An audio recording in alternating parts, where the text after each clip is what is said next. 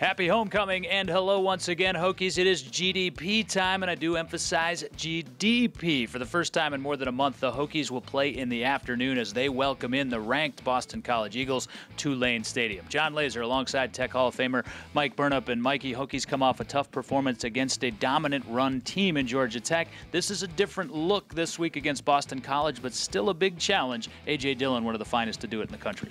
Yeah, you know, early on he was right up there with all the other Heisman guys, and he's averaging about 6 yards per carry and 133 a game. You know, it's a familiar offense. Anthony Brown, their quarterback, is playing at a very high level now. He's not going to beat you with his feet, but he will with his arm.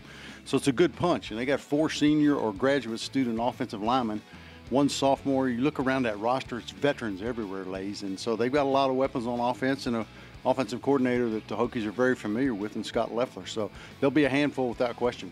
Lefty does indeed lead the Eagles back here to Blacksburg, where he was the offensive coordinator under head coach Frank Beamer. Speaking of offense, Mike, we transition to the Hokies offense. They were electric their first 3 series against Georgia Tech. Coach Fuente was candid about his frustration in the lack of execution from that point forward. We saw the ceiling for this offense. How do they get there more consistently? Well, they got to quit making mistakes and drop passes and false starts and not converting on third downs. It was like a myriad of things that happened after those first 3 series. I mean, they were solid. It looked like gangbusters coming out of the gate.